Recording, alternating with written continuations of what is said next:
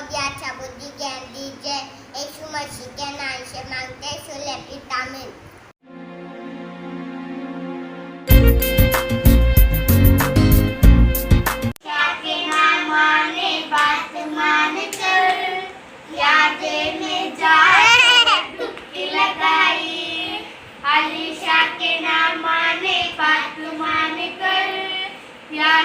डुबकी लगाई ना, डुबकी लगाई तो डुबकी लगाई रे बाबा, डुबकी लगाई, डुबकी लगाई रे बाबा, डुबकी लगाई। एक नहीं दो नहीं तीन चार पाँच 6 और 7 बार डुबकी लगाई। एक नहीं दो नहीं तीन चार पाँच 6 और 7 बार डुबकी लगाई। डुबकी लगाई रे बाबा, डुबकी लगाई, डुबकी लगाई रे बाबा, डुबकी लगाई। देखो एक ऐसा चमत्कार हुआ, ना माने थोड़ों से चंगा किया। देखो एक ऐसा चमत्कार हुआ, ना माने थोड़ों से चंगा किया। दो डुबकी लगाई रे बाबा, डुबकी लगाई, डुबकी लगाई रे बाबा, डुबकी लगाई। जक्कई नाम का आदमी था, वो इतना नाटा था। जक्कई नाम का आदमी था, वो इतना नाटा था। पेड़ पे चढ़कर यीशु को वो देखना चाहता था। पेड़ पे चढ़कर यीशु को वो देखना चाहता था। यीशु ने कहा, जक्कई को तुम नीचे उतर आओ। यीशु ने कहा, जक्कई को तुम नीचे उतर आओ। आज मैं तेरे घर में खाना खाऊंगा। आज मैं तेरे घर में खाना खाऊंगा। जक्कई नाम का आदमी था, वो इतना नाटा था। जक्कई नाम का आदमी था, वो इतना नाटा था।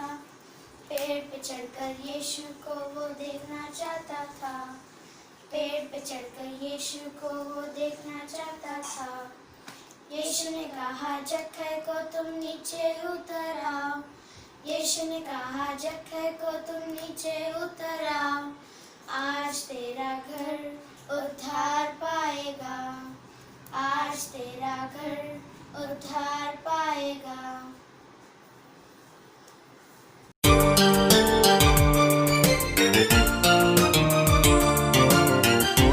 डॅनियलची स्टोरी सांगणार आहे. मग डॅनियल रोज प्रार्थना करत असते. 3 टाइम करत असते. मग दरवाजा बंद करते, प्रार्थना करत असते. मग असं बसून प्रार्थना करत असते. मग द्राक्ष पिते. राजा जाऊन म्हणते, राजा असला बसलेला असते. मग राजाला सांगते, ओ राजा डॅनियल तरी काय बी प्रार्थना करते, पण काम करत नाही. प्रार्थना करते. डॅनियलला राजा काय करते, डॅनियलला घेऊन या. मग लायनचं घरामध्ये सिंहाचं घालून टाका, आपण जाऊ होतं. मग लायन तुडलेला असते, करून असते. मग डॅनियल खूप घाबरतो. प्रार्थना ए लायनचं सगळं बंद करा म्हणते. तोंड उघडू नका.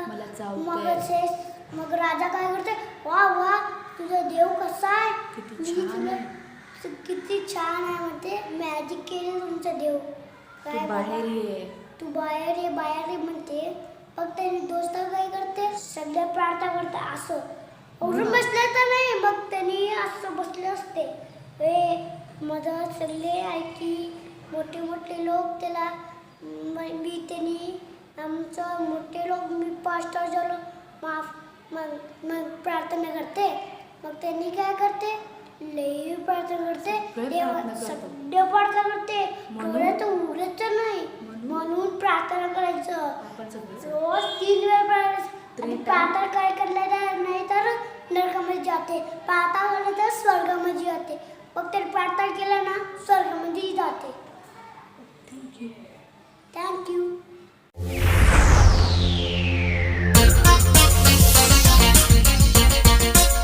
Joseph. Joseph's father gives Joseph a special coat. His brothers are jealous. The brothers want to get rid of Joseph. They sell him to a merchant going far away. They lie and tell their father that Joseph has died. Joseph is put in prison in Egypt. Pharaoh is the ruler of Egypt. He finds out that Joseph can interpret dreams and tell what they mean. God helps Joseph interpret Pharaoh's dreams. Pharaoh is so happy. He puts Joseph in charge of Egypt. Joseph's brothers come to Egypt to buy food. Joseph forgives his brothers. He tells them that God sent him to Egypt to help people, including them. All of Joseph's family moves to Egypt. Joseph sees his father again. Joseph is happy that God is always with him and brings his family back together. ना पड़ गया था। ईश्वर की बात ना मानकर वो बहुत नाखुश थे। हे ईश्वर, आप बताइए कि हम कैसे साबित करें कि हम शर्मिंदा हैं। बताइए मेरे मालिक। मुझे खुश करने के लिए तुम्हें एक मेमने की बलि देनी होगी। आदम और ईव ने ईश्वर की बात मानकर मेमने का बलिदान दे दिया। कुछ समय बाद आदम और ईव को 2 बच्चे हुए। पहले बच्चे का नाम था केन और दूसरे बच्चे का नाम था एबेल। केन एक किसान था जो सब्जियां और धान उगाता था। एबेल एक गड़हरिया था जो परिवार की बकरियों की झुंड को संभालता था। अगर हमने एक बकरी का बलिदान दिया तो हम ऊपर वाले का शुक्रिया अदा कर पाएंगे। वो शुक्रगुजार होंगे और हमारी गलतियों को माफ कर देंगे। हमें ये उनके लिए करना होगा। आप फिक्र मत कीजिए, जैसा आपने कहा है मैं मेमने की बलि दे दूंगा। अगले दिन एबेल और केन ने बलि देने का सारा बंदोबस्त कर लिया। एबेल, क्या तुम पिताजी के कहे अनुसार इस बकरे की बलि देने के लिए तैयार हो गए? हाँ, पर मुझे इस बात की चिंता है कि मेरी दी हुई बलि ईश्वर के लिए खास होगी या नहीं होगी। मैं अपने सबसे प्यारे और बढ़िया बकरी को चुनूंगा और ईश्वर को भेंट चढ़ा दूंगा। ये मेरी पहली कुर्बानी होगी। ये तुम क्या कह रहे हो? तुम उस बकरे की बलि देना चाहते हो जिसने इस झुंड के सबसे पहले जन्म लिया? मुझे माफ करना, लेकिन इसे खोने के लिए मेरा दिल नहीं मान रहा है। इसे कुर्बान करना तो मेरे लिए भी बहुत मुश्किल लग रहा है, पर हमारे लिए ये बहुत ही जरूरी है। हम ईश्वर का कहा भला कैसे टाल सकते हैं? मुझे लगता है तुम बेवकूफ हो जो बढ़िया बकरी की कुर्बानी दे रहे हो। हमें उसकी जरूरत है, ना कि ईश्वर को। वो इस बात से भी उतना ही खुश होंगे अगर हमने किसी ऐसी चीज की बलि दी जो इतना कीमती नहीं। सोचो, हमेशा एक बकरा ही क्यों? मैं एक किसान हूं और बहुत इंतजार के बाद फसल उगती है, पर सारी फसल का मैं इस्तेमाल नहीं कर सकता, इसलिए बाकी बचे हुए अनाज को आग लगा दूंगा। इस तरह मैं कुछ व्यर्थ नहीं जाने दूंगा। नहीं, तुम गलत बोल रहे हो। हमें उसी चीज की बलि देनी होती है जो हमें प्यारी होती है। मैं वही करूंगा जो मैंने तय किया है। ईश्वर एबेल के तोहफे से खुश थे।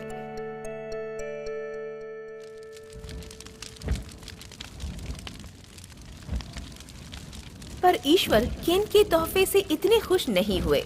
केन को बहुत जलन हुई, पर ईश्वर ने केन से बात की। तुम अपने भाई पर नाराज क्यों हो रहे हो? अगर तुम वो करोगे जो सही है तो तुम हमेशा खुश रहोगे, पर जरा संभल कर, बुरे ख्याल तुम्हारी जिंदगी बर्बाद कर सकते हैं। अपने गुस्से पर काबू रखो। केन ने ईश्वर की बात नहीं मानी और अपने भाई पर इल्जाम लगाया। ईश्वर मुझसे प्यार नहीं करते, वो सिर्फ एबेल से प्यार करते हैं और मैं ये सहन नहीं कर सकता। मुझे मेरे भाई को ठिकाने लगाना ही होगा। मुझे उससे नफरत है। कुछ दिन गुजरे। केन एबल से बहुत नफरत करने लगा था और एक दिन उसने एक घातक प्लान को अंजाम देना तय किया। एबेल, मेरे साथ जरा खेत में चलोगे? जरूर। एबल अपने बड़े भाई से प्यार करता था और उस पर भरोसा भी करता था और इसलिए वो अपने भाई के साथ खेत में चला गया। और केन एबल को एक ऐसी जगह ले गया जहाँ कोई उन्हें देख नहीं सकता था और ना ही सुन सकता था। उसने एक पत्थर लिया और एबल को मार डाला। केन को अपनी गलती का एहसास हुआ। हे भगवान, ये मैंने क्या किया? मैंने अपने भाई को ही मार डाला। मैं अपने घर की ओर भागता हूँ। इस तरह मैं अपने पिता और माता के शक से बच जाऊंगा। बेटा केन, एबल कहाँ है? पिताजी, मुझे कुछ नहीं पता। मैं तो सीधे खेत से आ रहा हूँ। भीड़ बिना एबल के लौट आई है। तुम जरा बाहर जाकर एबल को ढूंढोगे? जैसे ही केन बाहर गया, ईश्वर ने उसे कहा, मुझे कैसे पता होगा? क्या हर वक्त मुझे ही अपने भाई का ख्याल रखना है? पर ईश्वर को पता था कि केन ने क्या गलती की थी। केन, तुम अपने इकलौते भाई के साथ इतने जालिम कैसे हो सकते हो? उसने कुछ नहीं किया है। उसने जो सही समझा वही किया। मेरे लिए, परिवार के लिए और तुम्हारे लिए। मैं तुम्हारे भाई का खून जमीन पर देख सकता हूँ, क्योंकि तुमने अपने भाई का खून जमीन पर बिखेरा है। अब तुम्हारे जमीन पर फसल कभी नहीं उगेगी। अब तुम्हें खाने के लिए दर बदर की ठोकरें खानी पड़ेंगी। यही सजा मैंने तुम्हारे लिए तय की है। ईश्वर, ये सजा मेरे लिए बहुत कठिन है। मेरे रिश्तेदार मुझे मार डालेंगे जब उन्हें पता चलेगा कि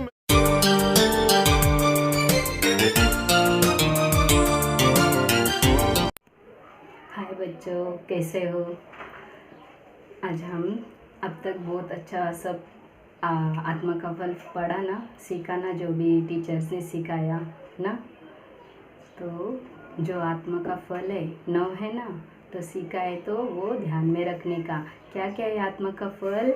प्रेम, आनंद, शांति, सहनशीलता और दयालुता, अच्छाई, विश्वसनीयता, सौम्यता, आत्मनियंत्रण, ये सब हमने पढ़ा है ना। तो हम उसके जैसा चलने का। अभी लेसन में जाने से पहले हम स्टार्टिंग प्रार्थना करते हैं। चलो सब लोग आंखें बंद करो। आइए हम प्रार्थना करते हैं। है हमारे स्वर्ग में रहने वाले महान पिता परमेश्वर, सुबह से लेकर अब तक हमें संभाला, इसलिए आपको धन्यवाद करते हैं परमेश्वर। बहुत सारे लोग परमेश्वर कोरोना से परमेश्वर मर रहे परमेश्वर जो अभी तक परमेश्वर कोरोना होकर परमेश्वर हॉस्पिटल में है परमेश्वर, उन सब को परमेश्वर ठीक कीजिए परमेश्वर, और आप में चलाइए परमेश्वर, प्रभु में उन सब को चलाइए परमेश्वर। जो भी मैं अभी बच्चों को लेसन पढ़ाऊंगी परमेश्वर, वो अच्छे से परमेश्वर एक्सप्लेन करने के जैसा परमेश्वर मुझे अच्छे से शक्ति सामर्थ्य दीजिए परमेश्वर। जो बच्चे उनको परमेश्वर समझने जैसा वैसा वर्ड्स में यूज़ करने जैसा मुझे अच्छे बुद्धि ज्ञान दीजिए परमेश्वर। बच्चे भी परमेश्वर सुनकर परमेश्वर अनसुना न करते हुए परमेश्वर उन लोग अपने जीवन में इस्तेमाल करने जैसा कीजिए परमेश्वर। सभी बच्चों को परमेश्वर आशीष कीजिए परमेश्वर। यीशु मसीह के नाम से मांगते, सुन ले पिता, आमीन। तो आज का हमारा टॉपिक है ईर्ष्या ना। ये क्या है? ईर्ष्या एक शरीर के कार्य है। हाँ, अब तक हमने आत्मा का फल, अभी मैंने रिपीट किया था ना 9, तो वो आत्मा का फल है, वो हमारे अंदर रहना चाहिए। तो आज से स्टार्ट होने वाला है कौन सा? शरीर के कार्य। ये शरीर के कार्य हमारे अंदर नहीं रहने का है। तो ईर्ष्या पहला टॉपिक है आज का लेसन का। क्या है? ईर्ष्या मतलब कब होता है तुम लोग को? ईर्ष्या का मतलब मालूम है? ईर्ष्या मतलब जेलसी, फील होता है ना तुम लोग को जेलेसी, जलीसी, जलन, कब होता है जलन तुम लोग को? अगर कोई अच्छा खिलौना लाता है तुमसे, तुमसे अच्छा खिलौना कोई लाता है तो क्या बोलते हैं? उससे अच्छा मेरा पप्पा लाने वाला है, ऐसा बोलते हो ना? तो उसे क्या बोलते हैं? जेलेसी। उसके पास एक ही है क्या खिलौना? मेरे पास तो बहुत सारा खिलौना है। ये क्या है? मन में जेलेसी फील होता है, वो हमको नहीं समझता है, तो वो ईर्ष्या, वो जेलेसी है। वो हम सोच के चलना चाहिए कि ये जेलेसी है करके। अभी पता चला ना जेलेसी मतलब क्या करके। तो ईर्ष्या मतलब, जेलेसी मतलब क्या है? अगर कोई अच्छा रहता है तो अच्छा खिलौना लाता है तो उनसे हम कुछ न कुछ सोचते हैं और उनसे मैं अच्छा हूँ करके ऐसा सोचेंगे तो वो क्या है? जेलेसी। ठीक है। अभी वैसे ही हमारे बाइबल में भी बहुत सारे बच्चे हैं, बहुत सारे व्यक्ति हैं जो उनके जीवन में जेलेसी हुआ है। तो हम एक कैन और हाबिल के बारे में जानेंगे। ठीक है। अब तक तुम लोगों ने यूसुफ के बारे में सुना। यूसुफ कितना अच्छा था, उसके भाई कितना जेलेसी, उससे कितना घृणा करते थे। वो जलते थे उसके ऊपर, वो अच्छा है, उसको सब लोग प्यार करते हैं। हम लोग को नहीं करते, मेरे पापा याकूब उससे बहुत प्यार करता है करके उनको क्या होता था? जेलेसी फील होता था ना। फिर भी यूसुफ ने क्या किया? कभी अपना जेलेसी अपने अंदर नहीं लाने दिया ना। अच्छा ही रहा ना अपने जीवन में, लास्ट तक, मरने तक वो अपने अंदर कुछ भी गलत कार्य, गलत कुछ भी लाने नहीं दिया उसने। बहुत अच्छा अपना जीवन बिताया। तो आज हम कैन और हाबिल के बारे में सुनेंगे। तो कैन एक किसान था। कैन किसान था, पता है ना कैन हाबिल के बारे में। फिर भी आज हम क्या करेंगे? गहराई से सोचेंगे। क्योंकि ये सब स्टोरी सीखा हमने, मगर ईर्ष्या, शरीर के कार्यों के बारे में हम सोच रहे, तो उसमें ईर्ष्या एक लेसन है। तो ईर्ष्या में कैन और हाबिल के बारे में ये संदर्भ हम देखेंगे। क्या है? कैन और हाबिल। कैन एक किसान था, हाबिल एक चरवा था। कैन बहुत क्या किया उसने? वो बहुत काम करता था। क्या? अपना खेती में काम करता था। और हाबिल अपना भेड़ बकरियों को चराता था।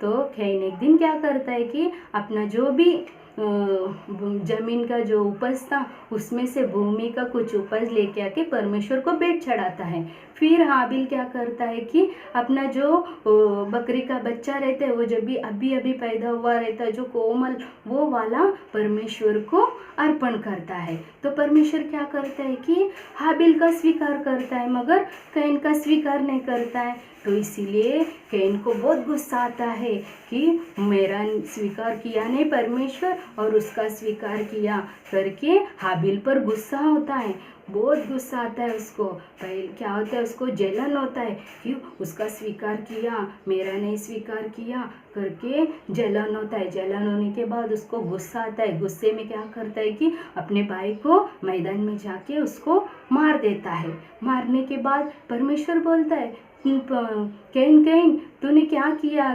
तेरा भाई कहाँ पर है? ऐसा बोलता है। क्या बोलता है? कैन तेरा भाई कहाँ पर है? तो कैन बोलता है कि मुझे नहीं मालूम। मैं अपने भाई का रखवाला हूँ, मैं क्या उसको ही देखता रहता हूँ क्या करके? ऐसा उल्टा बात करता है परमेश्वर से। फिर परमेश्वर क्या करता है कि उसको शाप देता है। पहला क्या किया उसने? अपने मन में ईर्ष्या, जलन उत्पन्न किया। जलन से क्या हुआ? द्वेष आया। द्वेष उत्पन्न होके उसके मन में फिर क्या हो गया कि उसने द्वेष से गुस्सा आया। गुस्से से क्या हुआ? गुस्से में पाप किया। पाप से क्या हो गया? शाप आया। पता ना? तो हम कभी भी मन में जलन नहीं आने नहीं देना चाहिए अपने मन में। कितना भी गुस्सा आने दो, कितना भी कोई कुछ लाने दो, हम अपने मन में जेलेसी फील नहीं करने का। जाने दो, परमेश्वर परमेश्वर हमें और देगा करके हम ये करने का, छोड़ देने का। हाँ, तो प्रार्थना करने का, परमेश्वर उसके पास बहुत अच्छा चीज़ है ना परमेश्वर, मुझे भी वो चाहिए करके मेरा मन कर रहे परमेश्वर, मेरा मन उसकी तरफ नहीं जाने जैसा कीजिए परमेश्वर करके ऐसा प्रार्थना करने का। हाँ, वो क्या है, सब लालसा पूरा ये चाहिए वो चाहिए करके ये क्या है, ये क्या है, पूरा शरीर के कार्य है, उसकी तरफ हम ध्यान नहीं देना चाहिए। आप लोग को मैं और एक एग्जांपल देती हूँ। कभी क्या होता है कि अपने माता पिता क्या करते हैं कि जो अच्छा रहता है उनको क्या बोलते हैं कि हाँ ये अच्छा करता है, तो अच्छा नहीं करता है, हाँ ये मेरा बड़ा बेटा अच्छा है, ये छोटा बेटा अच्छा नहीं करके ऐसा बोलते हैं ना। तभी क्या होता है कि जिसको अच्छा बोला तभी तुम लोग को क्या होता है, बड़ा भाई को ही अच्छा बोलते, मुझे अच्छा नहीं बोलते करके ऐसा तुम्हारे मन में जलन होता है ना। तो मम्मी अच्छी नहीं है, मम्मी भाई को ही प्यार करती है, मुझे नहीं करती करके ऐसा मन में ईर्ष्या आता है ना। तो वैसा ईर्ष्या नहीं लाने का, क्योंकि क्या है, जो अच्छा है वो अच्छा बोलते हैं मम्मी पापा, जो अच्छा नहीं है उसको अच्छा नहीं बोलते ना। तो अच्छा नहीं है तो मैं अच्छा नहीं हूँ क्या, मैं अभी से मैं अच्छा रहूँगा, मैं अपने भाई के जैसा रहूँगा, अच्छा बन के दिखाऊँगा करके ऐसा सोचने का। हम ऐसा नहीं सोचना कि उन लोग अच्छा नहीं है, मम्मी अच्छी नहीं है, उन लोग कभी भी मेरे तरफ ही ये करता है करके ऐसा नहीं करने का, ठीक है। और एक बात, टीचर से भी कभी कोई बच्चे क्या करते कि ईर्ष्या रखते हो ना। तो क्या करते कि टीचर उनको ही तारीफ़ करती है, वो फर्स्ट आता करके मेरा तारीफ़ ही नहीं करती करके ऐसा तुम्हारे मन में होता है ना। तो वैसा नहीं करने का, क्योंकि टीचर का भी क्या गलती है, जो अच्छा है उसे ही अच्छा बोलती है ना। तो टीचर से भी ईर्ष्या नहीं करने का। ईर्ष्या से क्या होता है, हाँ, ईर्ष्या से हमें शाप मिलता है। कैन को मिला ना, परमेश्वर ने भी क्या किया, परमेश्वर ने भी कैन का अर्पण अच्छा नहीं लगा करके हाबिल का अच्छा लगा, तो हाबिल का स्वीकारा ना। तो परमेश्वर का भी यहाँ पर गलती नहीं। तो वैसे भी टीचर लोग भी अच्छा जो बोलते हैं वो सुनने का। तुम लोग जो बोलते हैं कि अच्छा ये लड़का अच्छा है तो ईर्ष्या नहीं रखने का, मैं उसके जैसा बन के दिखाऊंगा, मैं उसके जैसा बाइट करूंगा, सब वर्सेस मैं बाइट करूंगा, जो वो कैसा टैलेंटेड है वैसा मैं भी टैलेंटेड बनूंगा करके ऐसा अपने मन में लाना चाहिए। ऐसा ईर्ष्या नहीं रखने का, ईर्ष्या बिल्कुल नहीं रखने का। ठीक है, ये क्या है, ईर्ष्या शरीर के कार्य, शरीर अपना को बोलता है कि ईर्ष्या, शरीर में ईर्ष्या आता है। तो हम आत्मिक में रहना चाहिए, ठीक है। यूसुफ के बारे में 2 बार सुना ना। तो यूसुफ कभी अपने जीवन में ईर्ष्या नहीं लाया। तो यूसुफ का जैसा हम रहना चाहिए ना। यूसुफ कितना अच्छा था, उसके अंदर दयालु था, कितना सब प्रेम था, सब जो आत्मा का फल न था ना वो सब यूसुफ में दिखाई दे रहा है। तो हम भी यूसुफ की तरह रहना चाहिए, जैसे यीशु मसीह था, यीशु मसीह की तरह रहना चाहिए। यीशु मसीह को भी कितने लोग जलते थे यीशु मसीह का ऊपर, बहुत सारे लोग, यहूदी लोग, सब लोग कि ये बड़ा है क्या हमसे करके, ये राजा है क्या करके बहुत सारे लोग उसके ऊपर छलते थे, उसके ऊपर कपट से बातें करते थे। फिर भी यीशु मसीह वो सब अपने मन में ईर्ष्या कभी नहीं लाया, सब छोड़ दिया और अच्छे से अपने जीवन बिताया और परमेश्वर के राज्य में गए ना। तो हम भी अच्छे से रहकर यूसुफ के जैसा, यीशु मसीह के जैसा अच्छे से रहकर हम भी स्वर्ग राज्य में जाने का है। स्वर्ग बहुत अच्छा है, परमेश्वर ने हमारे लिए रखा है। वो स्वर्ग ना इतना अच्छा है कि वहाँ पर बहुत सारे स्वर्गदूत है, उन सबको आपको देखना है ना। तो इसीलिए स्वर्ग में जाने के लिए हम तैयार रहना चाहिए। जो आत्मा का फल न हो अब तक सुना है वो सब हमारे अंदर लाना चाहिए। और जो अभी शरीर के कार्य जो चालू है तो ये शरीर के कार्य, ईर्ष्या, ये सब हमारे अंदर नहीं लाने का है, ठीक है। तो अब हम मेमोरी वर्स बैठ करते, ठीक है। तो गया टाइम हमने कौन सा मेमोरी वर्स किस टाइप में सीखा था, फिंगर मेथड में सीखा था ना। तो अब हम बलून टाइप में मेमोरी वर्स सीखते हैं, ठीक है। बलून आप लोग को सबको पसंद है ना, तो बलून पे हम मेमोरी वर्स बैठ करते, ओके।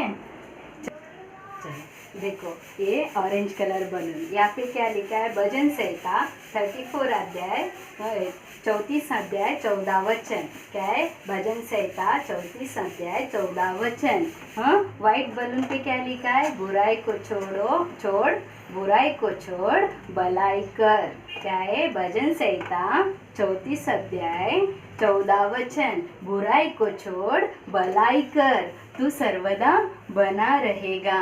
क्या क्या है? क्या है? भजन संहिता 34 अध्याय 14 वचन। बुराई को छोड़ भलाई कर, तू सर्वदा बना रहेगा। ठीक है? हाँ, ये सब तुम लोग बैठ करने का घर में। क्या है? अभी मैं भलाई निकाल दूंगी। हाँ, तुम लोग पढ़ो अभी। क्या है? भजन संहिता 34 अध्याय 14 वचन। बुराई को छोड़, यहाँ पे क्या था? भलाई कर। हाँ, ऐसा तुम लोग घर में बैठ करने का ये बलून से खेलते हो ना, तो बलून के ऊपर ऐसा लिख के तुम लोग बैठ करने का वचन। हाँ, रेफरेंस ये सब तुम लोग ऐसा लिख के बैठ करने का। वापस हम पढ़ते हैं। क्या है? भजन संहिता 34 अध्याय 14 वचन। बुराई को छोड़ भलाई कर, तू सर्वदा बना रहेगा। हमने वचन रेफरेंस कितना अच्छा बैठ किया ना। हाँ, तो वो तुम लोग बलून मेथड में बैठ करो घर में। ठीक है? ये सब तुम लोग खेलते खेलते बैठ करने का वचन। हाँ, ये वो पिक्चर का वगैरह डायलॉग बोलते रहते ना, हाँ, वैसा नहीं बोलने का, वचन बोलते रहने का। तुम लोग को याद रहेगा। तुम लोग अच्छा रहने का, जैसा यूसुफ था वैसा। ठीक है? हाँ, जैसा हाबिल था वैसा अच्छा ही रहने का। हाँ, लास्ट प्रार्थना करते हैं। है हमारे स्वर्ग में रहने वाले महान पिता परमेश्वर अब तक परमेश्वर मैंने बच्चों को जो भी सिखाया परमेश्वर वो बच्चे परमेश्वर अपने जीवन में इस्तेमाल करने जैसा कीजिए। परमेश्वर हम अपने मन में परमेश्वर ईर्ष्या न रखते हुए परमेश्वर किसी के बारे में बुरा न सोचते हुए परमेश्वर हम अच्छी तरह रहने जैसा सबको परमेश्वर हम सबको बुद्धि ज्ञान दीजिए। परमेश्वर सभी बच्चों को परमेश्वर जो उनके मन में ईर्ष्या आता है परमेश्वर वो सब निकाल दीजिए परमेश्वर, और उनको अच्छे से बुद्धि ज्ञान दीजिए परमेश्वर। जैसा यीशु मसीह था, जैसा यूसुफ था, जैसा हाबिल था वैसा उनके जैसा कीजिए परमेश्वर जो मैंने बच्चों को वचन रेफरेंस पढ़ाया परमेश्वर, जो वचन पढ़ाया परमेश्वर वो बच्चे परमेश्वर बैठ करने जैसा अच्छी बुद्धि ज्ञान दीजिए परमेश्वर। यीशु मसीह के नाम से मांगते सुन ले पिता, आमीन। तो बच्चों ठीक है, गॉड ब्लेस यू सबको।